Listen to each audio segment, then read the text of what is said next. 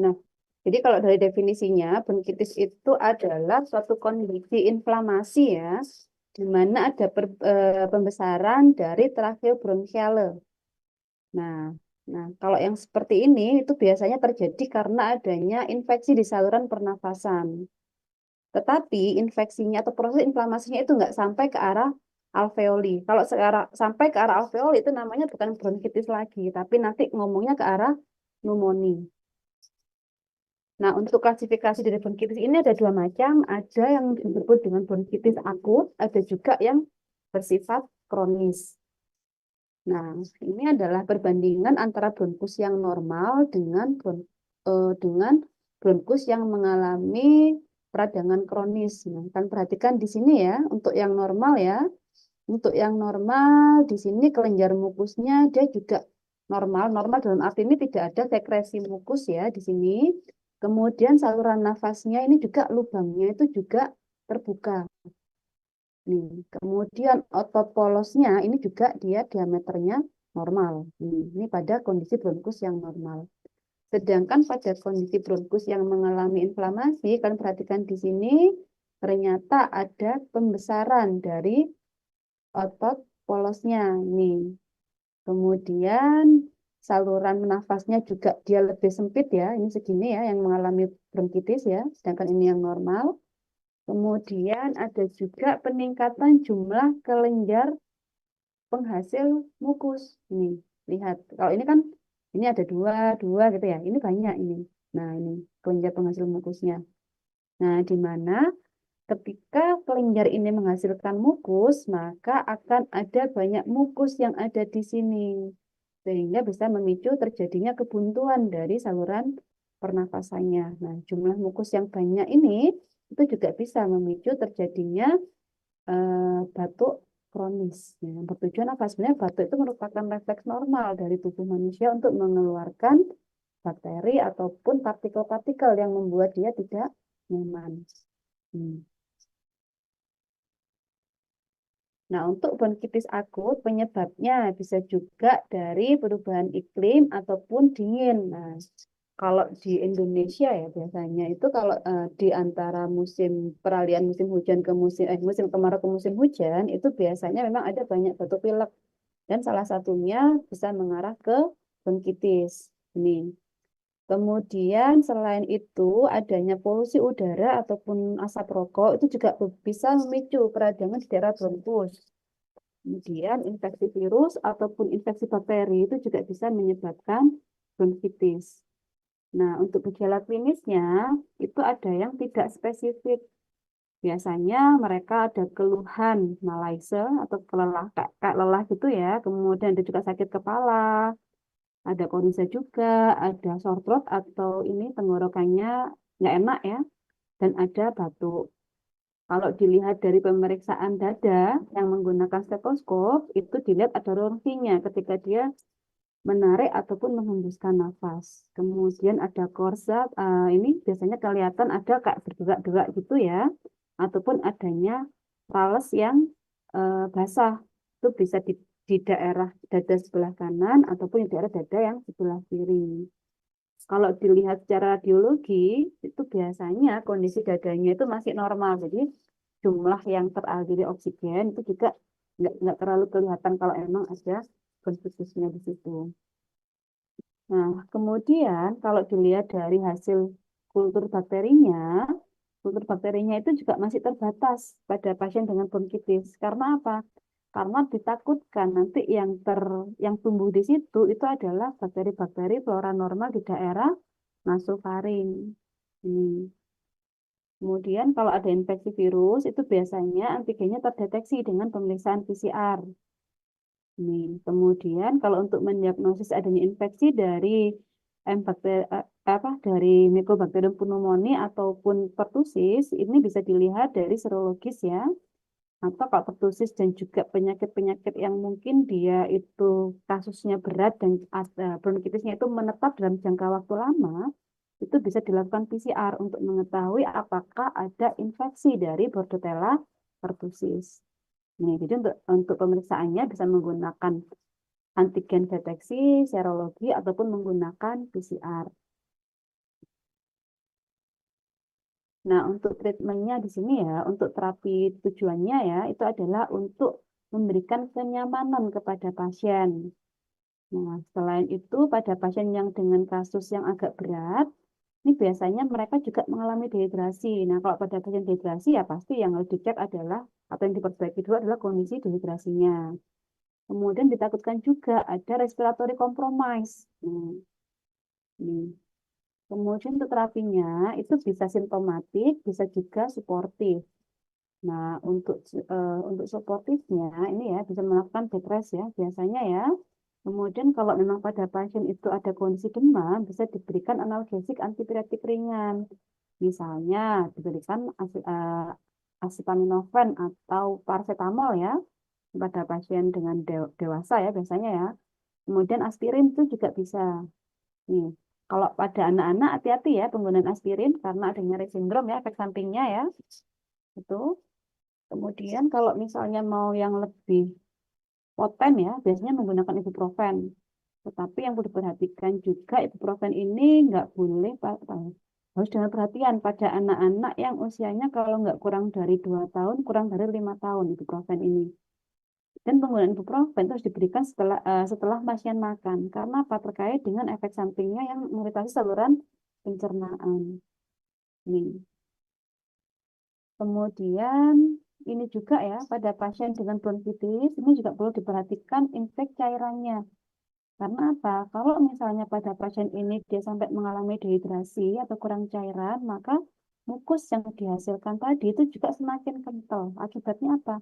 Mukus tadi akan susah untuk dikeluarkan dari saluran pernafasan. Ini juga perlu diperhatikan. Kemudian bisa juga diberikan vaporizer atau dilakukan penguapan. Nah, tujuannya apa? Supaya eh,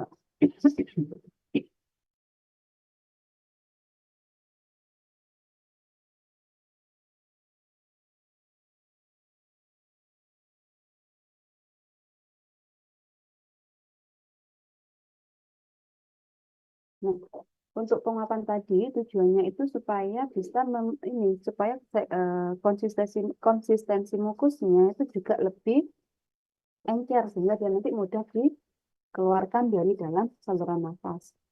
Nah, untuk vaporizer ini ya biasanya yang digunakan itu menggunakan NaCl 0,9%. Ini.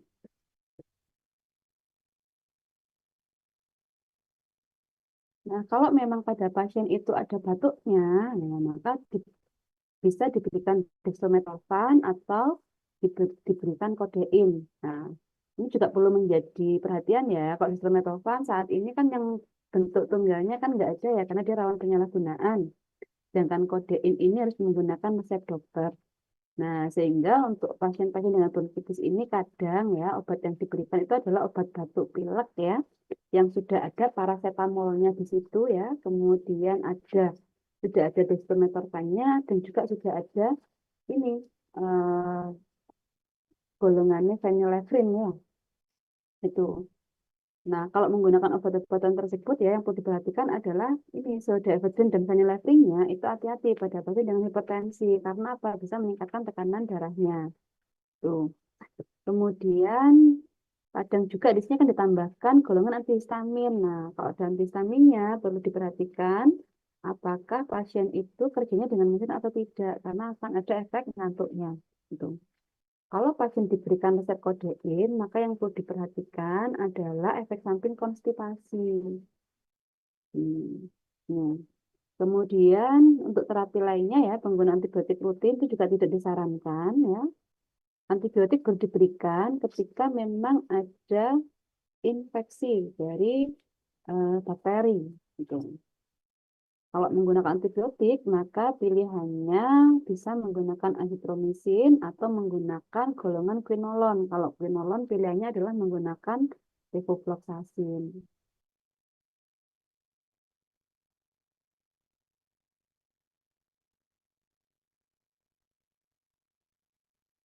Nah, kalau pada pasien dengan bronkitis kronis ya, jadi kalau kita ngomong bronkitisnya itu kronis, itu adalah pada pasien itu ada batuk produktif ya, yang kemudian juga ada spuntumnya ya. yang lebih dari 3 bulan berturut-turut dalam 1 tahun ya, dan dia ini sudah ada apa, sudah terjadi pada 2 tahun berturut-turut tanpa adanya penyebab dan underlying disease-nya. Misalnya dia nggak ada infeksi bakteri TB ataupun dia nggak ada kondisi bronkiektasis. Ini baru disebut dengan bronkitis yang kronis. Untuk faktor yang berkontribusi terhadap bronkitis kronis ini diantaranya adalah dia adalah perokok ya, kemudian atau mungkin orang dengan paparan asap rokok, jadi nggak hanya perokoknya, kadang juga perokok pasif yang ada di lingkungannya, ya, atau di lingkungan rumah atau lingkungan kerjanya itu juga bisa terdampak juga. Kemudian adanya paparan dari debu-debu ataupun mungkin sisa pembakaran ya, ataupun mungkin polusi dari lingkungan ya, ini juga bisa berkontribusi terhadap kejadian bronkitis kronis. Kemudian faktor lainnya adalah terkait dengan kondisi hostnya. Mungkin dari faktor genetiknya ya, atau bisa juga di situ ada infeksi bakterial ataupun virus yang menetap.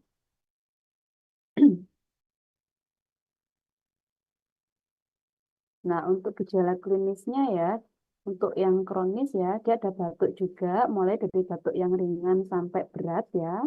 Kemudian ada juga batuknya itu produktif ya, dengan puntumnya itu purulen atau puntumnya itu kental. Nah, biasanya ekspektorasi ini yang apa, jumlah puntum yang paling banyak itu dia meningkat ketika dia bangun dari tidur. Hmm, paling banyak biasanya. Kemudian ini juga puntumnya tadi dia juga kental dan juga warnanya ini juga macam-macam ya, bisa dari putih sampai ke arah yellow, kuning ya, sampai hijau. Ini tergantung dari bakteri yang menyebabkan.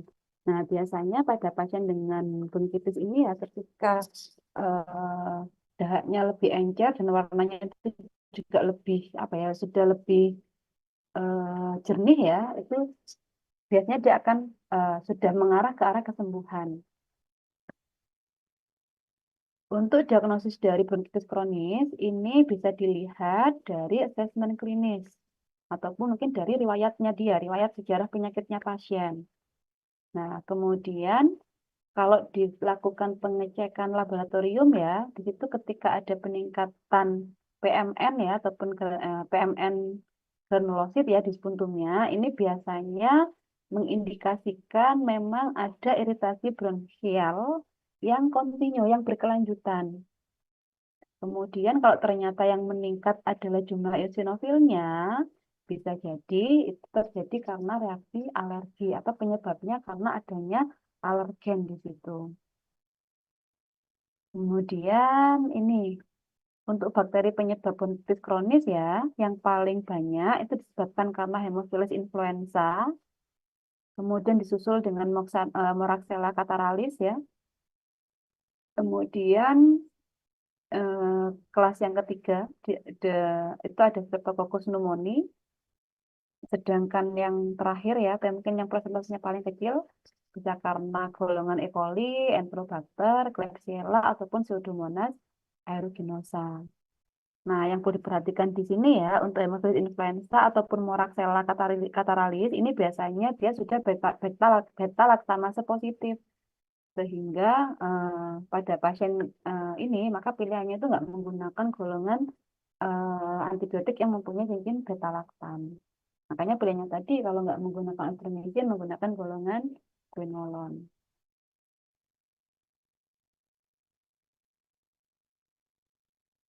Nah, ini gejalanya juga ini tadi ya, spuntumnya banyak, kemudian cyanosis ya. Jadi biasanya ini kalau cyanosis ini itu ada pada penyakit yang dia sudah advance. Jadi karena kekurangan oksigen ini, karena adanya peradangan di bronkusnya tadi. Kemudian kalau dari pemeriksaan fisiknya, dari pemeriksaan dada ya, ada rales, ada ronki, ada juga mungkin wheezing ya, kayak asma gitu ya. Kemudian adanya hiperresonansi dan juga perkusi ketika daerah kardiaknya itu di, di, ditekan-tekan ya. Kemudian kalau yang seperti ini tuh biasanya apa, nanti dokternya yang akan yang akan memeriksa. Kadang negatif itu pemeriksaannya lewat perawat ya, kemudian nanti akan dicantumkan di tulis pasien apakah ada ronki, ada reles itu nanti akan dituliskan nanti di hasil pemeriksaan mereka. Kemudian kalau dari radiologi biasanya ada biochest ya, jadi kondisi chestnya itu seperti tabung, seperti tong gitu ya. Kemudian diafragmanya juga tertekan ya. Kemudian kalau dari tes laboratorium ada eritrositosis.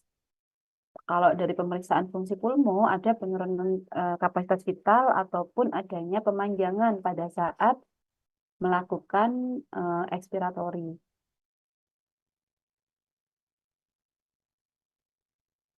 Nah, untuk treatmentnya, kalau yang kronis itu adalah menurunkan gejala yang memburuk ya, kemudian juga mencegah terjadinya exacerbasi akut, dan juga ini, jadi bisa mencapai semacam prolong free interval antara dia kambuh dengan kambuh berikutnya.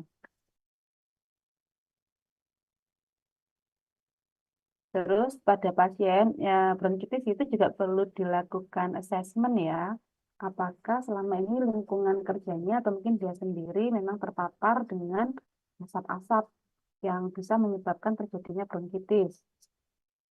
Kemudian bisa juga dilakukan humidifikasi ya. Kemudian ini jika memang diperlukan bisa diberikan mucolytic agent. Nah, mucolytic agent ini dia bisa mereduksi terjadinya exacerbasi akut juga, ya, dan juga bisa meningkatkan kualitas hidup pasien. Terus kalau misalnya pasien itu sampai ke arah COPD ya, bisa juga diberikan inhalasi kortikosteroid yang dikombinasi dengan long acting beta 2 agonis. Tujuannya apa? Tujuannya ya supaya enggak supaya terjadi pencegahan dalam pertumbuhannya.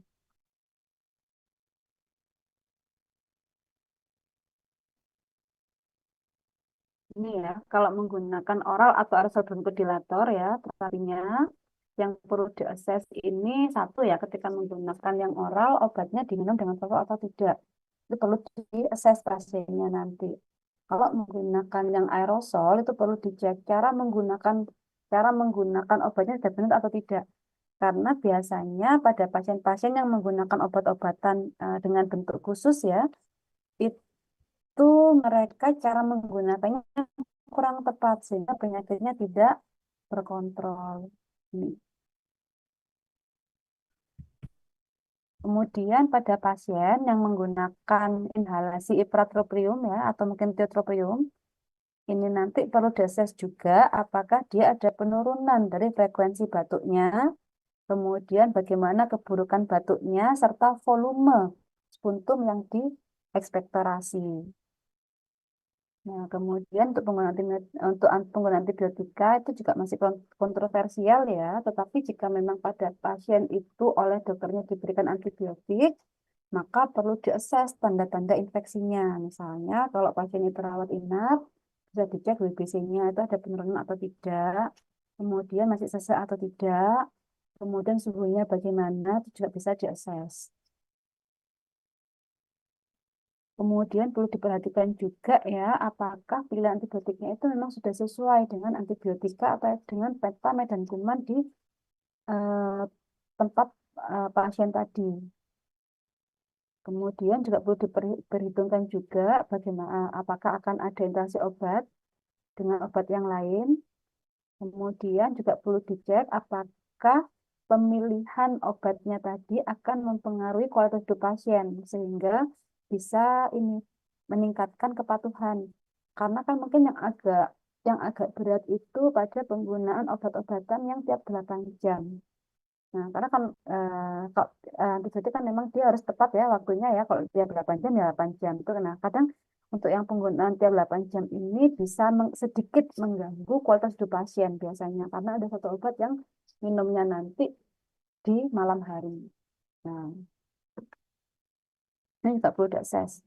Kalau yang 2 kali sehari enak. Kan intervalnya hanya 12 jam. Sehingga mungkin bisa diminum jam 7 pagi sama jam 7 malam. Nah, yang agak susah yang tiap 8 jam. Yang tiap 8 jam misalnya paginya jam 7, kemudian siangnya nanti 7 tambah 8 ya jam 15, jam 3. Kemudian yang paling malam 3 tambah 8 jam 11 malam ya. Itu yang agak susah yang 11 malam ini kadang yang bisa menurunkan kepatuhan pasiennya nanti yang 11 malam ini kadang lupa diminum.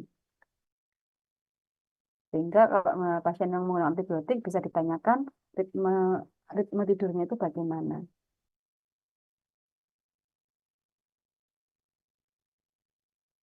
Nah, ini antibiotik yang bisa digunakan ya pada pasien dengan kronik bronkitis ya.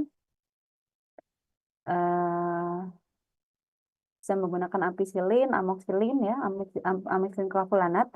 Kalau yang anti amok ini biasanya memang sudah jarang digunakan ya. Lebih banyak menggunakan yang amoxicillin clavulanat karena sudah ada clavulanatnya ini. Kemudian menggunakan golongan quinolone ya. Kemudian doksi juga ada yang masih dipakai ya, doksi, minoxidil ataupun tetracycline. Kemudian bisa juga menggunakan kombinasi trimethoprim dan sulfamethoxazole. Mungkin yang perlu digarisbawahi di sini ya terkait dengan penggunaan antibiotik ya. Selain kita mengacu pada guideline ya, itu kita juga perlu mengacu pada guideline setempat dan juga peta medan kuman yang ada di sana. Karena bisa jadi dari antibiotik yang antibiotik yang ada pada guideline itu ternyata ketika dilakukan petamed dan kuman di daerah tersebut sudah resisten. Kalau seperti ini ya berarti antibiotik tadi nggak bisa dipilih, harus memilih antibiotik yang lain, cari pilihan yang lainnya. Terus terapi lain yang bisa digunakan ya, atau antibiotik lain yang bisa digunakan bisa menggunakan erythromycin, clarithromycin, atau bisa menggunakan cefalexin.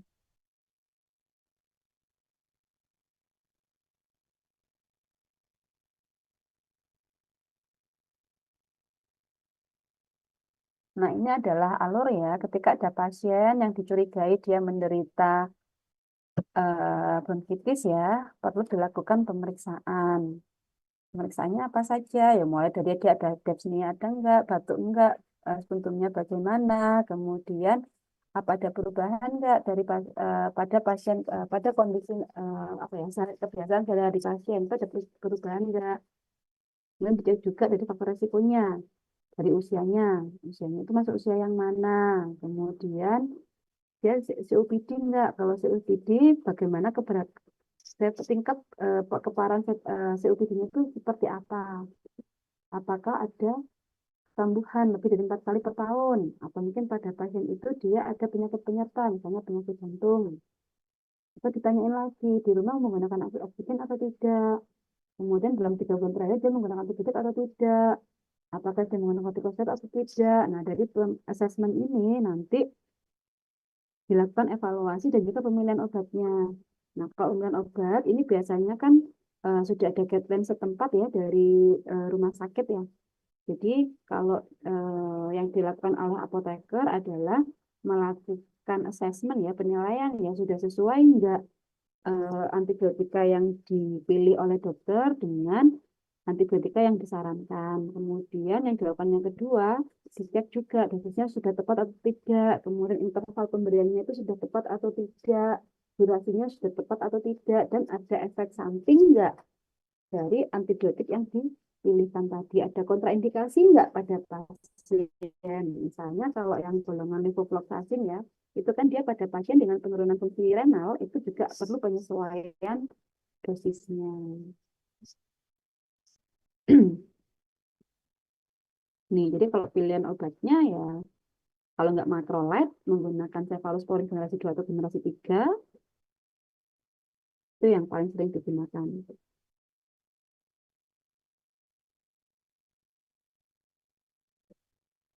Nah, untuk monitoring dan evaluasi ya, yang perlu dimonitoring adalah kalau pada pasien itu menderita demam. Menderita demam, pastinya kan diberikan antibiotik. Antibiotiknya pilihannya apa? Misalnya pada pasien itu dia dapatnya acetaminophen atau paracetamol. Nah, paracetamol yang perlu dicek adalah yang pertama monitoring efektivitas. Efektivitasnya apa ya dari demamnya. Demamnya turun atau tidak. Suhu tubuh pasien itu berapa. Itu yang pertama. Yang kedua terkait efek samping perlu dicek kadar SpO2-nya bagaimana pada pasien ini. Kalau masih rentang normal, oke, dia bisa menggunakan obat itu. Tapi ketika ada peningkatan lebih dari 10 kali, berarti penggunaan acetaminophen perlu dihentikan supaya apa kerusakan hepar pasien itu tidak bertambah parah. Kemudian yang dicek kedua itu adalah kondisi sesaknya pasien. Bagaimana sesaknya? Apakah masih sesak berkurang atau bertambah? Kalau berkurang berarti obatnya efektif. Kalau bertambah berarti obatnya kurang efektif. Perlu dicek obatnya ini. Apakah dosisnya itu sudah tepat dan interval pemberiannya sudah tepat. Kalau dosis sudah tepat, interval sudah tepat, mungkin perlu dipertimbangkan. Perlu diberikan terapi lain enggak? Misalnya dibantu dengan nebulasi. Tuh. Kemudian batuk. Nah, kalau batuk dicek juga frekuensinya sehari. Dia semakin bertambah atau semakin berkurang. Kalau semakin bertambah, mungkin perlu disarankan terapi lain atau dicek dosisnya juga dulu sama interval pemberiannya. Kalau itu sudah tepat juga, mungkin perlu diberikan terapi tambahan atau mungkin obatnya perlu di switch. Ya. Kemudian kalau infeksi pada bronkitis itu bisa dilihat dari manifestasi kondisi batuk sama sesaknya dan juga demamnya tadi ya. Kemudian selain itu dicek juga kondisi WBC-nya. Atau mungkin ada PMN dan lain-lain tadi ya. Kalau misalnya yang meningkat adalah golongan eosinofil, berarti peradangannya masih tetap berlanjut. Atau alerginya masih berlanjut. Tapi kalau PMN-nya berarti memang ada infeksi kronis di situ. Gitu. Ya, ada pertanyaan untuk bronkitis? Silakan jika ada pertanyaan.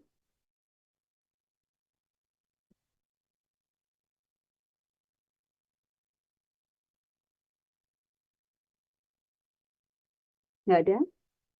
Kalau tidak ada, saya lanjutkan ke yang pneumonia.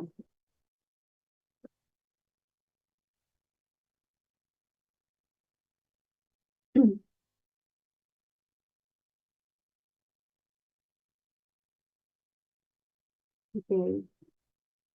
Nah, di sini untuk pneumonia ini saya mencari data yang terbaru itu nggak ada ya. Sehingga saya masih menggunakan data di tahun 2018 ya, di mana kasus pneumonia pada balita di Jawa Timur ya, di lokasi provinsi kita ya, ini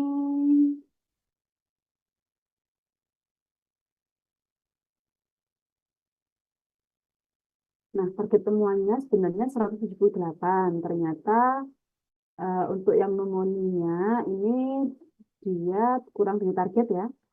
Yang ditemukan untuk yang pasien kurang dari 1 tahun ya, sebanyak 24.662, sedangkan yang usia 1 sampai 4 tahun 66.000.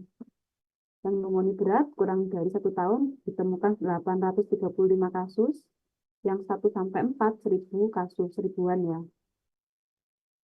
Ini, sehingga jumlah totalnya adalah 92.913. Jadi hanya 51,96% dari target yang diharapkan. Bukan target dari yang target dari target temuannya. Jadi masuk kategori yang lumayan rendah ya. Kemudian ini untuk case fatality rate-nya ya di Jawa Timur ya. Di sini untuk yang usianya kurang dari 1 tahun ada 25 ribuan, sedangkan yang usia 1 sampai 4 tahun 67 ribuan. Kemudian jumlah kematiannya karena pneumonia itu sebanyak 67 orang atau berarti sekitar 0, kalau usianya kurang dari sama dengan 1 tahun itu adalah 0,12% ya persentase kematiannya, sedangkan 1 sampai 4 tahun 0,05%.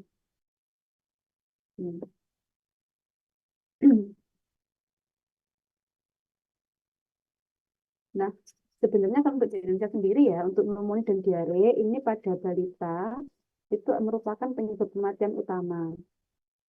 Nah, dari data yang saya baca dari Kemenkes ini ya, dari Rencana Aksi Nasional Penanggulangan Pneumonia dan Diare tahun 2023 sampai 2030 ya, di sini yang menjadi penyebab kematian terbesar di Indonesia itu adalah pneumonia, kemudian yang kedua adalah diare. Di tahun 2018 saja ya, itu diperkirakan 19.000 anak meninggal dunia akibat pneumonia. Dengan di Indonesia itu dari estimasi global menunjukkan bahwa setiap 1 jam itu ada 71 anak di Indonesia yang tertular oleh pneumonia. Kemudian dari data profil kesehatan Indonesia tahun 2021 ini menyatakan ya, dari data ini menyatakan bahwa diare itu penyebab kematian kedua dan setelah pneumonia. Yang pertama adalah pneumonia, kemudian adalah diare. Kemudian kalau pada anak balita 12 sampai 5 bulan ini penyebab kematian utamanya itu adalah diare. Nah, mungkin yang perlu digarisbawahi di sini ya. Sedangkan diare ini masih banyak ya yang menyepelekan ya. Kadang masih banyak juga yang melakukan self-medikasi. Nah, ini perlu menjadi tanggung jawab kalian ketika melayani self-medikasi diare. Karena apa? Karena salah satu ciri dari pasien terkena pneumonia, salah satunya adalah diare pada anak.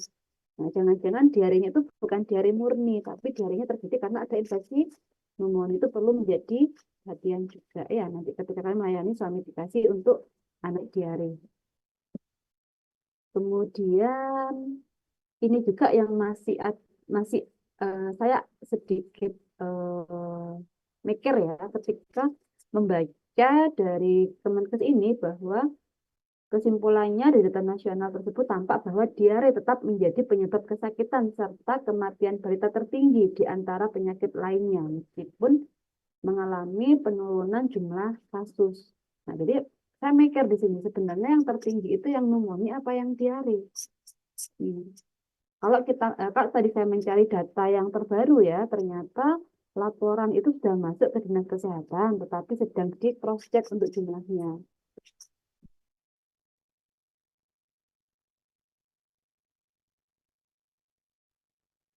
Nah, sebelum masuk ke situ, saya ingin mengingatkan lagi kepada kalian mengenai anatomi dari saluran nafas ya. Untuk anatomi saluran nafas ini ada yang bawah, ada yang atas. Untuk yang atas itu mulai dari hidung, faring sampai daerah laring. Itu saluran nafas yang atas. Sedangkan yang bawah ini mulai dari trakea, bronkus, bronkiole, bronkiole ya. Bronkiole ini adalah percabangan bronkus ya, bronkus ya. Kemudian ke bronchiale yang kecil-kecil. Nah, di mana di bronchiale tadi itu ada alveoli. Nah, kalau bronkitis tadi itu di daerah sininya ya, percabangan bronkusnya ini ya. Sedangkan kalau yang pneumonia itu kan di alveolinya. Nah, sebenarnya tubuh kita itu punya defense mechanism ketika ada bakteri ataupun ada partikel asing yang masuk ke dalam tubuh melalui saluran nafas. Yang pertama di nasofaring. Nah, di nasofaring ini sudah ada mekanisme pertahanan tubuh mulai dari rambut-rambut hidung ya sampai aliran udara di hidung yang dia berkelok-kelok gitu. Kemudian yang kedua ada mucociliary apparatus atau ada rambut getar di sana. Sedangkan yang reaksi imunologi itu ada sekresi dari imunoglobulin A. Itu sudah ada di nasofaring. Nah, tetapi kadang partikel-partikel yang nakal atau bakteri-bakteri yang nakal ini bisa lewat dari nasofaring. Nah, masuk ke trakea atau masuk ke bronkus. Nah, ternyata di trakea ataupun bronkus ini juga masih ada mekanisme pertahanan tubuh. Misalnya lewat refleks batuk ataupun lewat refleks dari penutupan epiglotis. Ini. Selain itu di trakea atau bronkus juga masih ada mukosiliari dan ada sekresi imunoglobulin. Nah, immunoglobulinnya nggak hanya IgA yang disekresikan di trakea, tapi juga sudah ada IgG maupun IgM. Ini. Ternyata ada juga yang masih nakal dan bisa lewat ke alveoli. Nah, ternyata di alveoli sebelum mereka menimbulkan penyakit pneumonia itu masih ada mekanisme pertahanan tubuhnya, misalnya dengan makrofag, dimakan dengan makrofag, kemudian adanya limfatik pulmo, kemudian ada juga cairan-cairan yang melapisi alveoli, yang isinya ada surfaktan, ada komplemen, ada imunoglobulin, bahkan ada fibronektin. Kemudian di alveoli juga ada sitokain. sitokinnya ini selain interleukin 1 juga ada TNF. Selain itu juga ada polimorfonuklear leukosit ataupun mekanisme imunitas yang terkait dengan sel mediated ini. Padahal sudah ada mekanisme pertahanan tubuhnya, tetapi ternyata untuk yang kategori virus ataupun bakteri dan partikel nakal itu masih bisa menginfeksi, jadi masih bisa lolos dari berbagai mekanisme pertahanan yang sudah disiapkan oleh tubuh, sehingga kita bisa sakit. Nah, kalau kita ngomong pneumonia, dari PDPI itu mendefinisikan adalah peradangan paru yang disebabkan karena mikroorganisme. Mikroorganisme ini mulai dari bakteri, virus, jamur, ataupun parasit, tetapi tidak termasuk disebabkan karena Mycobacterium tuberculosis. Nah, kalau Mycobacterium tuberculosis namanya bukan pneumonia, tapi namanya TBC atau tuberculosis. Kemudian kalau dari definisi dari Sertifikat untuk infeksi saluran nafas tahun 2005, pneumonia ini didefinisikan sebagai adanya infeksi di ujung bronchiol dan alveoli yang bisa disebabkan oleh berbagai patogen seperti bakteri, jamur, virus, maupun parasit. Jadi sama ya. Nah, untuk patogenesisnya ya harusnya kan steril ya, saluran udara yang mencapai saluran nafas bawah itu harusnya sudah steril ya, karena ada berbagai mekanisme tadi. Nah, tetapi karena memang patogennya nakal dan mungkin tubuh kita juga sedang kondisinya agak drop ya, maka patogen tadi bisa masuk ke dalam tubuh. Rute masuknya yang pertama bisa jadi karena si host tadi menginhalasi droplet infeksius. Kemudian adanya aspirasi dari isi orofaringeal. Jadi selain itu juga bisa terjadi karena adanya penyebaran lewat darah atau infeksi dari lokasi lain. Nah, akhirnya bisa terjadi pneumonia. Jadi pneumonia itu nggak hanya dari saluran nafas aja, tapi bisa juga dari saluran pencernaan, misal. Mungkin bisa juga dari ulkus diabetik, itu juga bisa juga menyebabkan pneumonia. Nah, ini ya, jadi bakteri yang masuk tadi, kemudian dia lolos ya tadi ya. Setelah lolos, dia bisa masuk ke alveoli. Nah, sebenarnya bakteri yang masuk ke alveoli tadi itu sudah dilawan oleh makrofag, tapi karena makrofagnya kalah, dia bisa merilis sitokain. Nah, terjadi aktivasi imun sistem, akibatnya timbul gejala mulai dari demam, kemudian menggigil ataupun fatik ya. Sehingga ketika kondisi ini terus berlanjut, nanti neutrofil, bakteri ataupun cairan akan masuk ke dalam alveoli, sehingga ketika di ronsen, maka akan tampak yang namanya konsolidasi dari hasil X-ray-nya. Nah, ini kondisi alveoli yang normal ya. Dia normal, nggak ada darah, nggak ada inflamasi, nggak ada sel-sel PMN dan lain-lain ya. Ini saluran nafasnya untuk pertukaran udara, dia juga masih bagus di sini ya. Ini gambarannya seperti ini. Tapi kalau terjadi pneumonia, maka di airspace ini dia banyak sekali cairan ataupun bakteri ataupun sel darah yang numpuk di situ. Kalau dilihat dari hasil eh, ronsennya, nah keluarnya seperti ini. Nah ini pada kondisi normal. Ini kondisi yang normal itu dia warnanya hitam ya, agak hitam ini. Warna hitam ini menunjukkan dia terisi oleh oksigen. Tetapi kalau ada konsolidasi yang terjadi karena adanya pneumonia, dia hilang di sini, nggak ada kan. Warnanya dia jadi putih. Ini konsolidasinya di sini ya. Ini. Sedangkan kalau yang ini, yang bawah, ini yang di sebelah sini. Nah, jadi peradangannya di sini, infeksinya di sini. Kalau yang ini dia di bawah, di lobusnya, di ujung lobusnya ini. Nah, untuk tanda dan gejalanya yang nggak spesifik ya, bisa bingung atau pusing, bingung ya, atau disorientasi, batuk berdahak, dahaknya berwarna coklat, bisa demam menggigil, susah nafas, nyeri dada, cyanosis ya, kemudian takikardi, nadinya cepat, ataupun takipnea, nafasnya cepat. Kalau yang non spesifik ya, ini biasa bisa hilang nafsu makan, diare juga sama ya tadi ya, salah satu manifestasinya. ada ruam kulit, dan ada sakit kepala. Ini nggak spesifik. Jadi hati-hati juga meskipun non spesifik nggak sampai ke arah paru, ternyata bisa jadi dia itu mengalami pneumonia.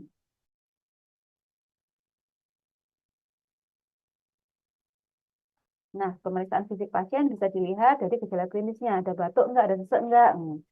Dicek suhunya juga, suhunya tinggi.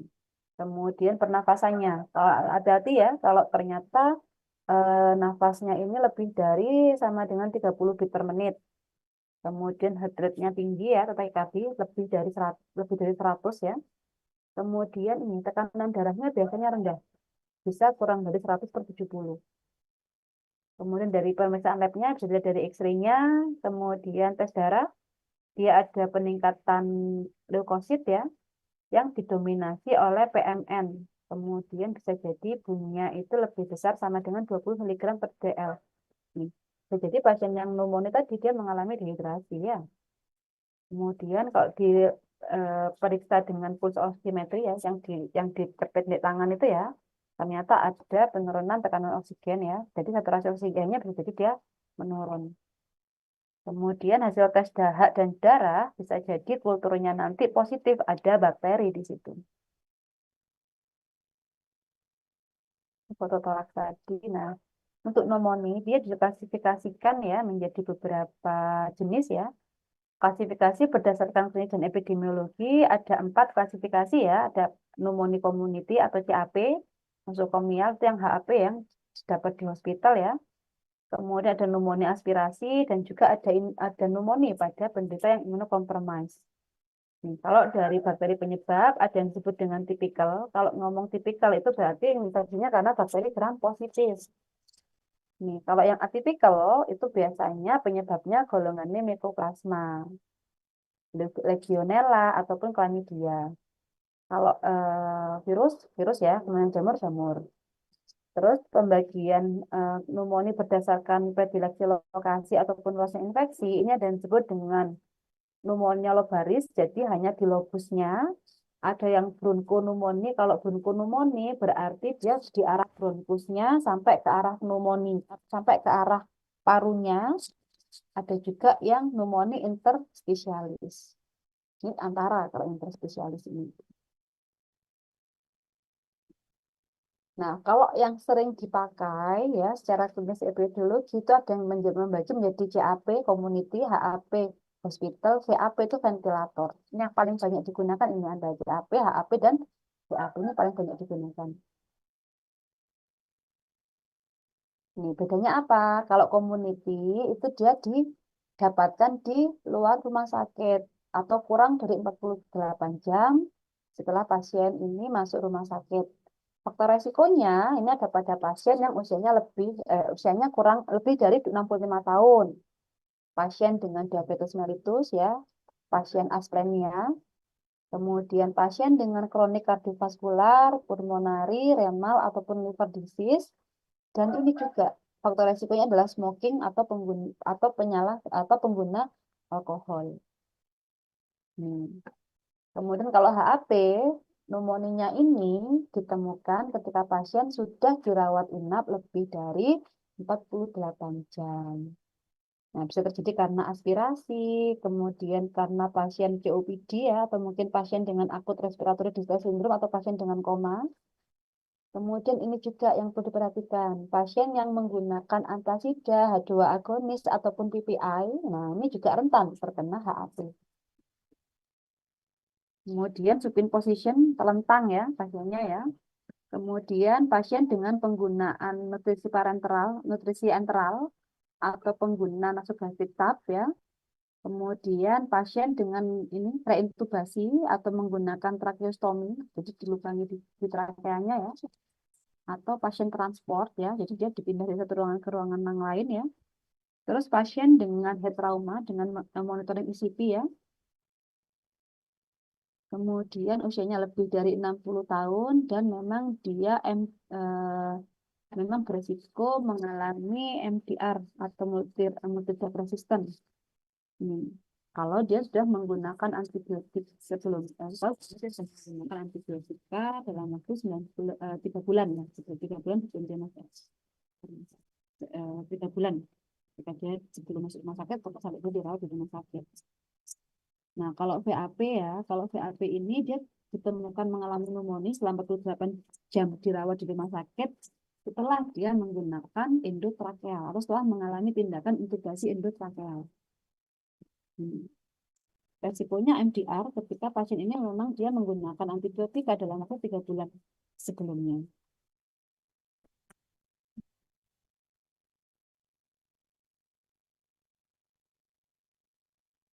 Nah, tujuan utamanya kalau yang komunitas adalah eradikasi patogen, kemudian menghilangkan gejala, meminimalkan waktu perawatan, dan mencegah infeksi berulang. Kemudian faktor komorbid dapat menjadi penyebab kegagalan pengobatan dan dapat meningkatkan resiko infeksi dengan mikroorganisme tertentu. Dan ini akan mempengaruhi pilihan obatnya antara pasien dengan komorbid dan pasien dengan tanpa komorbid. Kemudian untuk prioritas pertama dalam menilai pasien dengan pneumonia itu adalah untuk mengevaluasi kecukupan fungsi pernapasan dan untuk menentukan apakah ada tanda-tanda penyakit sistemik, khususnya pasien mengalami dehidrasi atau tidak, atau pasien mengalami sepsis atau tidak, sebagai akibat dari kolaps sirkulasi. Nah, assessment untuk CAP ini bisa menggunakan CRB 65. Assessment ini bisa digunakan, assessment CAP menggunakan CRB 65 ini digunakan pada primary care atau oleh dokter ya, ataupun di puskesmas ya, untuk menilai pasien dengan pneumonia. Yang pertama adalah confusion, dia pusing atau tidak. Kemudian dilihat respiration rate-nya itu, apakah lebih dari 30 atau tidak. Terus dicek juga B-nya adalah blood pressure atau tekanan darah ya. Distoliknya kurang dari 90 atau diastolnya kurang dari sama dengan 60. Terus age-nya 65 ini adalah usia pasien. Apakah usianya lebih besar sama dengan 65 tahun atau tidak. Nah, dari sini nanti akan ada scoringnya. Jadi per masing-masing ini skornya 1. Nah, setelah itu dibagi. Pasien yang datang ke dokter tadi, dia punya skor berapa? Apakah skor 0, 1 sampai 2, atau 3 sampai 4? Kalau misalnya dia kategori yang 0, maka dia bisa dilakukan dirawat inap di rumah atau bisa rawat jalan. Kalau skornya 1 sampai 2 bisa dipertimbangkan untuk dirawat inapkan di rumah sakit. Tapi kalau skornya sudah 3 sampai 4 berarti dia urgent. Harus dibawa atau harus rawat inap di rumah sakit. Ini.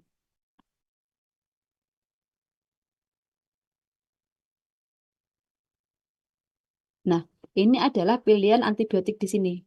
Kalau misalnya dia dirawat jalan, maka pilihan antibiotiknya ini. Kalau pasiennya itu memang low severity-nya, bisa dirawat di rumah ya, dengan terapinya itu bisa menggunakan amoxilin 3 kali sehari, 500 miligram 3 kali sehari. Nih. Kemudian kalau ternyata pasiennya itu alergi dengan amoxilin, pilihannya bisa diberikan doxycycline. Loading dose-nya ada 200 miligram, kemudian diberikan 100 miligram per oral. Atau kalau tidak seperti itu bisa dipilihkan clarithromycin 2 kali sehari yang menggunakan kekuatan 500 miligram. Nih, kalau misalnya dia low severity tapi dia ternyata butuh rawat inap ya, maka pilihannya ya bisa menggunakan amoxilin tadi jika bisa per oral. Kalau misalnya nggak bisa, bisa menggunakan amoxilin yang intravena. Tapi kalau tadi itu memang dia alergi ya, bisa menggunakan doxycycline ya, atau menggunakan clarithromycin sama ini. Meskipun eh, dia di hospital, terapinya pilihan apa ya? Pilihan obatnya itu sama antara dia yang rawat jalan dengan yang rawat inap. Nah, tapi takutnya kalau yang dirawat inap itu jangan-jangan dia ada penyakit penyerta. Kemudian kalau yang moderate ya, jadi bisa menggunakan amoxilin ya dengan dosis 500 sampai 1 gram 3 kali sehari per oral yang ditambah dengan clarithromycin 500 miligram 2 kali sehari.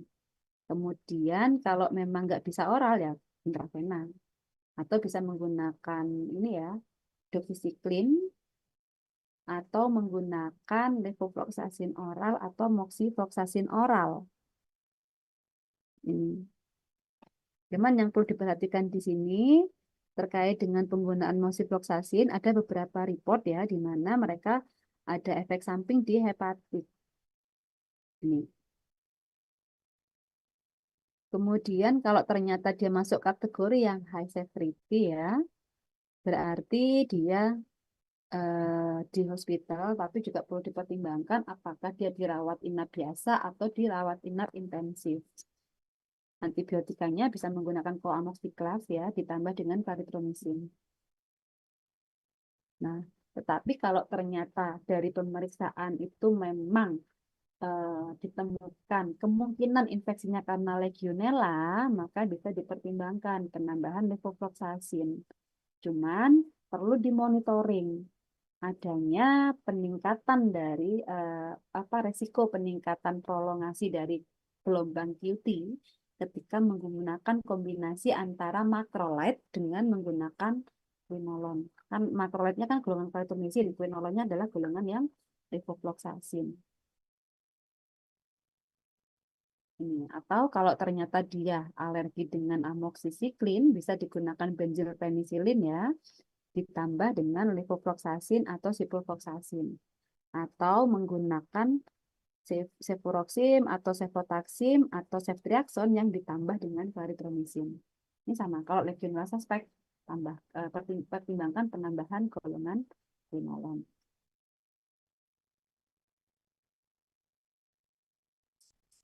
Nah, ini kalau CAP tadi ya, sama ya CAP. Ini CAP tetapi menggunakan CURB 65.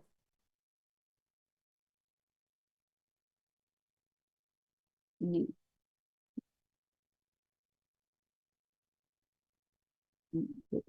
sama ya, menggunakan CURB 65. C-nya konfusi, U-nya adalah urea, R-nya adalah respiration, B-nya blood pressure, H-nya 65 ini adalah usianya. Kalau tadi ini kan menggunakan CRB ya. Antibiotikanya sama. Ini tabel 5 kan.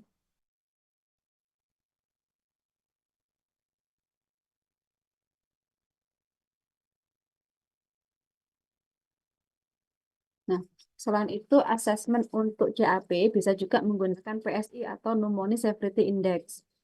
Nah, terbagi menjadi demografi, komorbid, kemudian vital sign sama laboratorium, di mana per masing-masing ini itu sudah ada nilainya.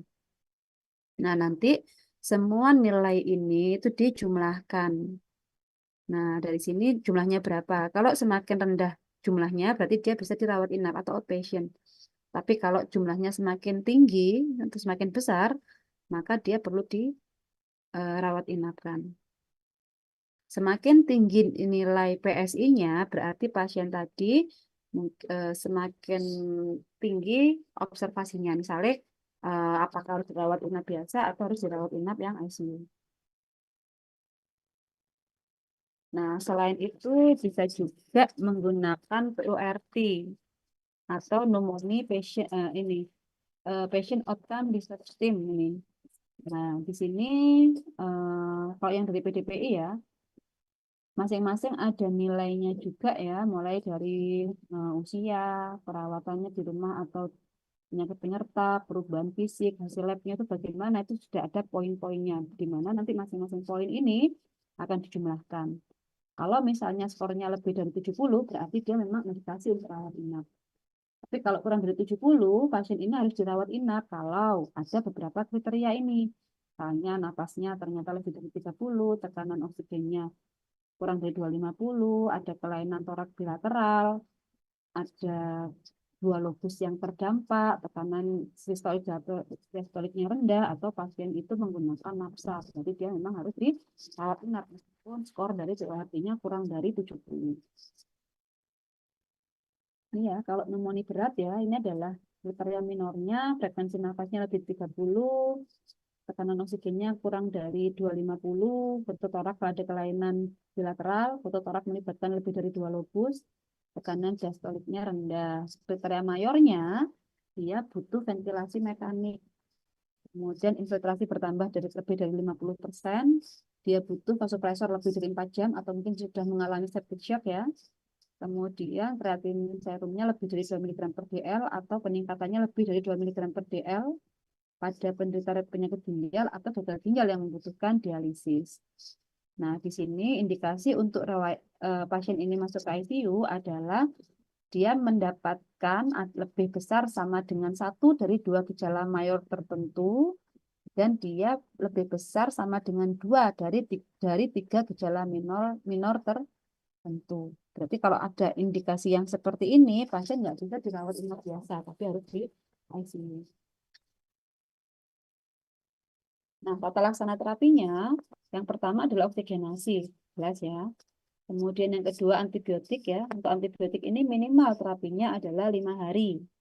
Kemudian berikan antipiretik jika ada demam, bronkodilator jika ada indikasi bronkospasme, hidrasi yang cukup ya, terutama jika memang pasien ini sudah mulai nggak senang makan ya. Kemudian nutrisi itu juga perlu untuk menunjang kesembuhan pasien. Nah, untuk prinsip penggunaan antibiotika ya, empiris ya. Kalau empiris, pilih spektrum yang luas, kemudian diberikan selama menunggu hasil kultur. Kalau definitif, ini merupakan metode deeskalasi antibiotik. Spektrumnya yang sempit ya, sesuai dengan hasil kultur ya. Dan kalau memang pasien sudah bisa di-switch ke oral, maka segera switch terapi intravena ke oral ketika kondisinya sudah stabil. Nah, ini untuk terapi empiris ya, pada pasien pneumonia pada dewasa ya. Kalau CAP di mana dia tidak ada resiko komorbid, komorbidnya apa saja? DM, kemudian gangguan jantung, paru, liver, renal, bukan pengguna alkohol, bukan keganasan, bukan pasien dengan asplenia ya. Dan dia tidak menggunakan antibiotik dalam 3 bulan terakhir, maka pilihannya bisa menggunakan macrolide atau menggunakan doxycycline.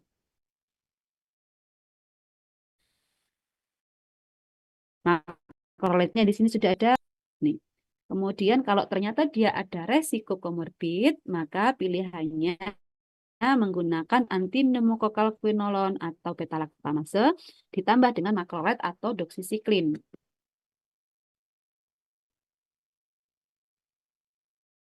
Jadi di sini sudah ada anti-pneumokokalnya, ada quinolone, ada contoh obatnya ada levofloxacin dan ada moxifloxacin.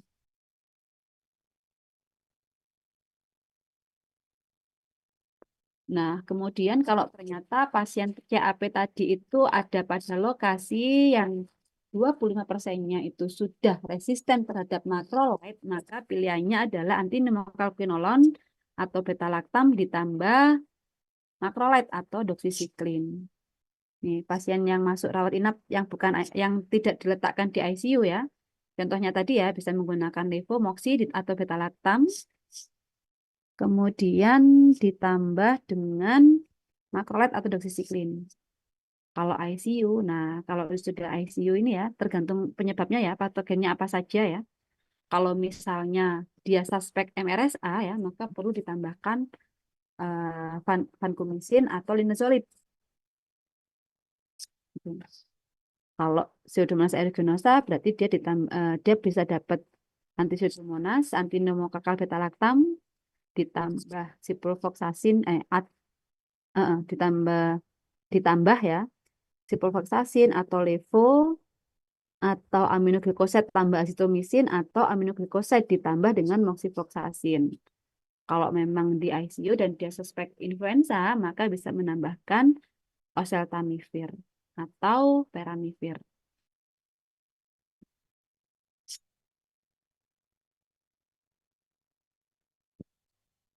Nah, ini yang dari ATS IDSA 2019. Nih, kalau sebelumnya dia itu sehat, maka pilihannya amoxicillin 1 gram 3 kali sehari. Tadi kan ada 500 ya. Ini dari guideline yang ATS IDSA di tahun 2019. Kemudian bisa menggunakan doxycycline 100 mg 2 kali sehari atau menggunakan macrolide.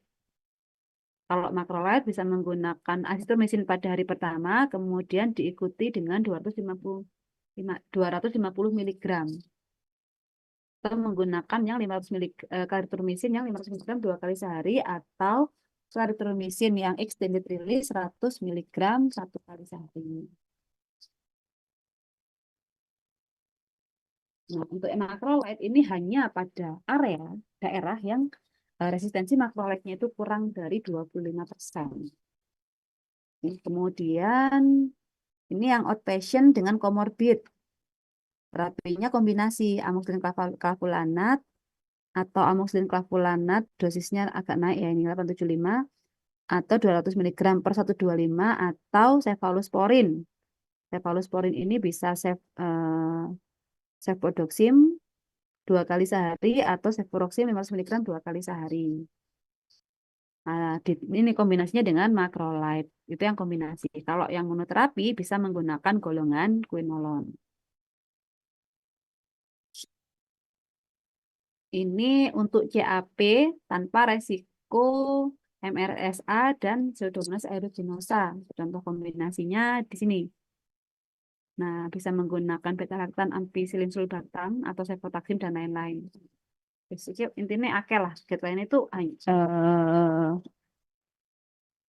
banyak. Ini kalau untuk yang inpatient, pilihan obatnya sudah ada di sini ya. Ini.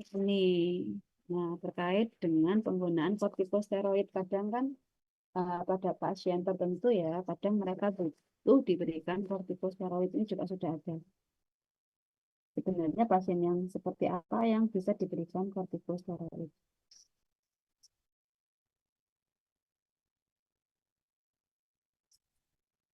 Nah, ini kalau yang HAP. Ini yang HAP, yang nosokomial, ini yang VAP.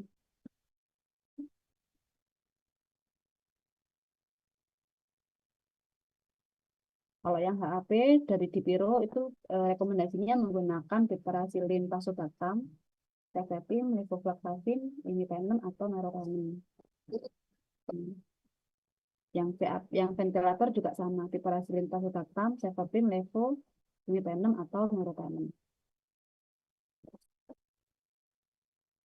Nih, kalau yang aspirasi pneumonia itu tetap ya, kalau CAP yang menggunakan kalau community menggunakan guideline CAP, kalau yang hospital menggunakan guideline untuk HAP. Ini kalau pada anak-anak. Nah, kalau anak-anak mengalami pneumonia kurang dari 1 tahun ya, pilihannya ampicillin sulbactam, cefalosporin, carbapenem. Kalau karena virus ya, bisa menggunakan ribavirin. Kalau dia memang RSV.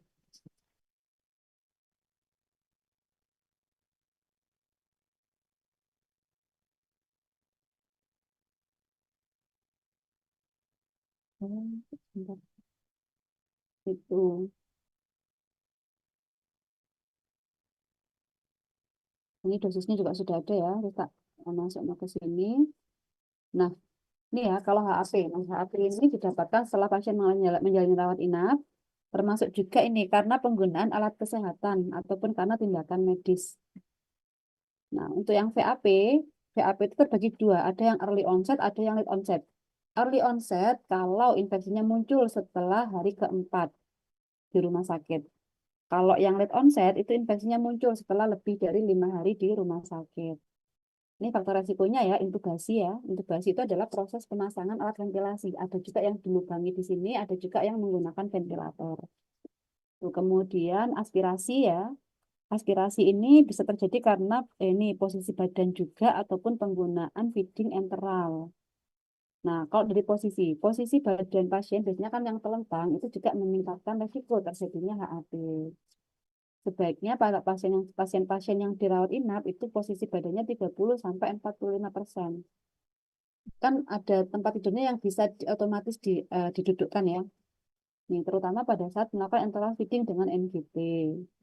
Kemudian ini parenteral nutrisi yang lewat intravena itu juga meningkatkan resiko terjadinya infeksi. Terus penggunaan antibiotik ataupun lingkungan di rumah sakit. Karena rumah sakit itu memang nggak sepenuhnya steril ya, karena tetap akan ada banyak mikroorganisme yang ada di daerah rumah sakit tersebut.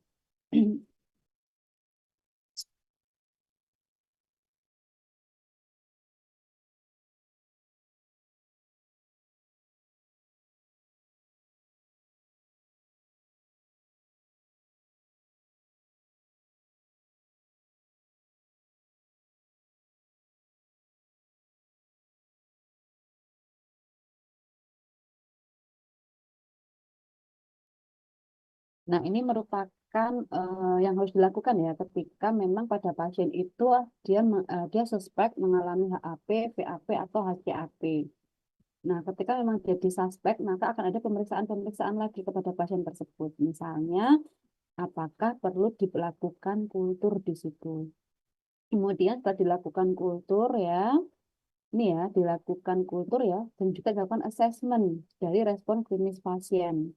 Yang di assessment apa saja? Ya, suhu badan pasien, WBC, hasil X-ray-nya, oksigenasinya, apakah mengalami apa, ini loh, volume oksigen yang dialirkan itu mengalami kenaikan atau penurunan, kemudian spuntumnya bagaimana, ada perubahan dari hemodinamik atau organnya atau tidak. Nah, kalau ternyata ada bila juga ada perbaikan nggak setelah dilakukan pemberian antibiotik tadi, karena kan ketika pasien suspek HAP, PAP atau HCAP itu dia segera diberikan antibiotik. Nah, kemudian dikultur dulu, kemudian diberikan antibiotik empiris. Nah, kemudian setelah diberikan antibiotik, dilakukan pengecekan ini tadi, mulai dari temperatur, WBC, tanda-tanda infeksinya itu dicek semua. Nah, kalau ternyata eh, kan pengecekannya itu dalam waktu 2 hari sampai 48 sampai 72 jam, jadi 2 sampai 3 hari. Kalau ternyata dia tidak membaik ya, kemudian kulturnya negatif, maka perlu dilakukan penelusuran lagi. Kira-kira loh patogennya itu karena bakteri atau karena yang lain. Bisa jadi karena virus, bisa jadi karena jamur. Nih, itu perlu diperhatikan. Kemudian yang kedua, komplikasi. Jangan-jangan pada pasien ini penyebabnya adalah komplikasi penyakitnya, bukan karena infeksi. Atau jangan-jangan ada penyakit lain yang belum terdiagnosis pada pasien tersebut. Atau bisa juga dicari, ada lokasi lain nggak infeksinya ini. Nah, jadi infeksinya mungkin nggak di nafas, tapi mungkin dari ISK. Atau mungkin dari gangren, kalau pasien memang masuk dengan diabetes dan ada luka. Nah ini. Kemudian kalau ternyata dia nggak ada perbaikan tapi kulturnya positif, maka perlu di-adjust terapi antibiotiknya atau mungkin diganti dengan kultur yang sesuai gitu. Kemudian dicek juga ada komplikasi atau tidak, ada diagnosis lain atau tidak, atau mungkin ada tempat infeksi lain. Ini.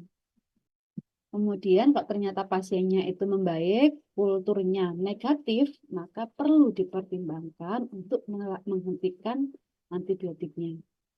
Tapi kalau pasien membaik dan juga kulturnya positif ya, maka perlu dilakukan deeskalasi jika memang memungkinkan. Terus terapinya nanti bisa dilanjutkan 7 sampai 8 hari, kemudian dievaluasi kembali.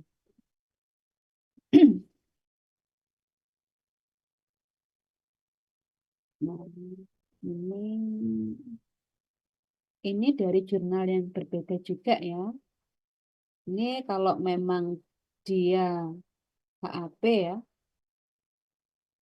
pilihan terapinya ini. Kalau patogennya misalnya adalah Streptococcus ya, maka bisa menggunakan ceftriaxone. Ini.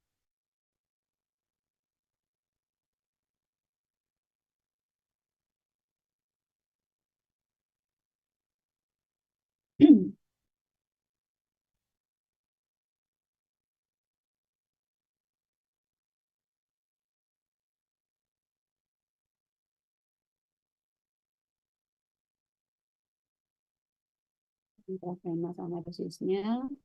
Ini yang dari IDSA ATS ya, untuk HAP. Nah, ini juga perlu diperhatikan ya untuk faktor resiko terhadap MDR patogen ya.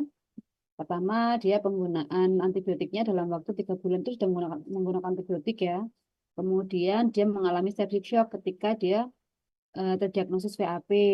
Ternyata dia mengalami ARD ya, preceding VAP. Terus ini juga 5 hari atau lebih ya sebelum terjadi kekambuhan dari VAP. Terus pasien ini juga mengalami begitu, terapi akut renal placement ketika dia terdiagnosis VAP. Kemudian kalau yang HAP itu yo HAP, kemudian MRSA, VAP, HAP ataupun MDR Pseudomonas, ini biasanya terjadi pada pasien-pasien yang memang dia pengguna antibiotik kronis ya. Jadi di 3 bulan sebelumnya dia itu sudah menggunakan antibiotik.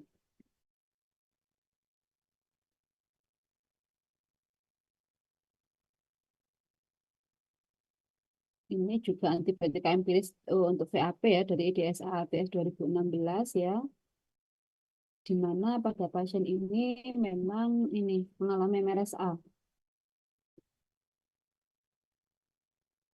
Hmm, hmm. Ini contoh-contoh obatnya ya, ada vancomycin, ada linezolid, contoh obatnya seperti ini. Nah, yang perlu dimonitoring ya pada pasien ini ya, pada pasien dengan pneumonia ringan sampai sedang, maka perlu dicek ya, dia ada penurunan frekuensi batuknya atau tidak, produksi spuntumnya bagaimana, demamnya juga iya, malaise, mual, muntah, dan letargi itu masih ada atau tidak. Kemudian kalau pasien menggunakan oksigen, ini perlu dicek jumlah dan kebutuhan oksigennya. Biasanya kan kalau oksigen itu liter ya biasanya. Oksigen 2 liter per hari. Kemudian ada kenaikan enggak? Mungkin dinaikkan jadi 4 liter dan lain-lain. Seperti itu. Kemudian untuk perbaikan awal infeksi, observasi dalam 2 hari pertama terapi dan progres sampai sembuh adalah 5 sampai 7 hari. Nah, untuk penggunaan antibiotik ini biasanya tidak lebih dari 10 hari. Nih, kalau hasil kultur keluar, ganti antibiotik sesuai dengan hasil kulturnya. Kemudian, kalau pasien sudah stabil, ganti antibiotik yang IV ke peroral. Nah, antibiotik boleh dihentikan ketika pasien sudah afebril selama 48 sampai 72 jam dan tidak ada tanda-tanda instabilitas seperti takikardi, takipnea, hipotensi, hipoksia, ataupun perubahan status mental. Ini kriteria klinikal ya. Nah, untuk menghentikan terapi ini sebenarnya bisa dimulai pada hari kelima terapi ya, di mana apa ya, ketika dilakukan program ini ya, nanti hasilnya adalah bisa menurunkan durasi penggunaan antibiotika tanpa menurunkan tingkat kesembuhan. Ini atau bisa juga meningkatkan readmisi inpatient CAP yang non ICU.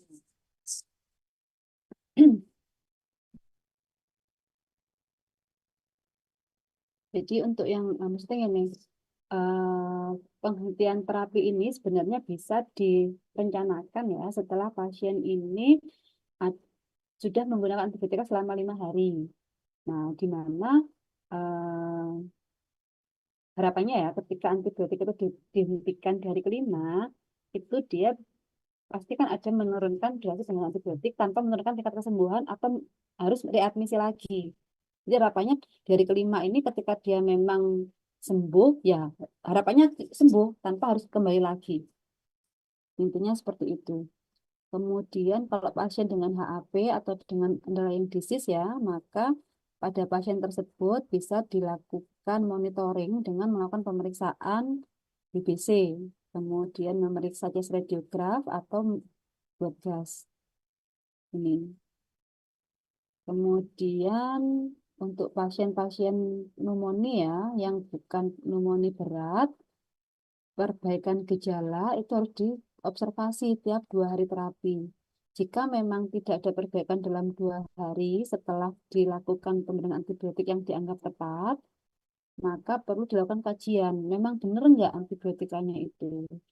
Atau memang pada pasien tadi itu sebenarnya bukan infeksi, tapi ada diagnosis yang lain. Terus untuk deeskalasi antibiotik ini juga direkomendasikan ya segera dilakukan deeskalasi. Kemudian rekomendasi terapinya juga 7 hari ya.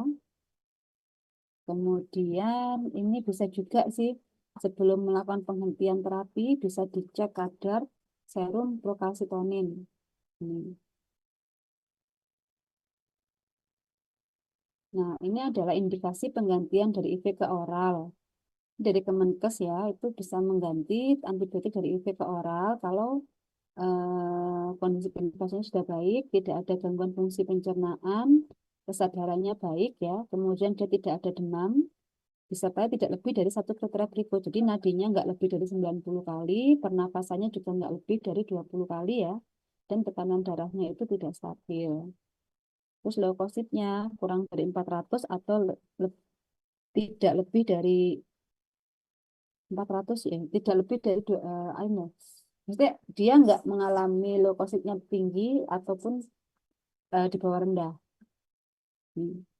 Kemudian yang perlu diperhatikan adalah ini tentang nadi. Nah, nadi orang dewasa sama anak-anak itu beda. Nah, ini nadi untuk bayi yang usianya 1 sampai 6 bulan, ini normalnya adalah 130 kali per menit. Hmm. Jadi semakin apa ya, semakin kecil usia bayi, maka nadinya itu dia lebih cepat dibandingkan dengan orang dewasa. Begitu juga dengan respiration rate-nya. Pada bayi itu respiration rate normalnya itu 30 sampai 40 kali per menit. Nih, kalau anak 20 sampai 50 kali per menit. Kalau kita orang dewasa kan 20 ya, 20 kali per menit ya untuk nafasnya. Ini ya, untuk berapa lama ya, durasinya sama ya, hampir semua dari EDSA ini juga merekomendasikan penggunaannya adalah 7 hari. Ada pertanyaan nggak untuk materi pneumonia dan bronkitis pada hari ini? Silakan jika ada pertanyaan.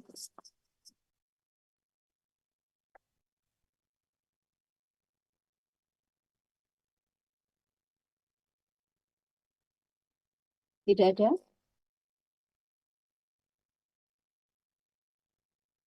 Nggak ada ya? Baik, kalau nggak ada, saya akhiri ya perkuliahan kita pada pagi hari ini ya. Kurang lebihnya saya mohon maaf.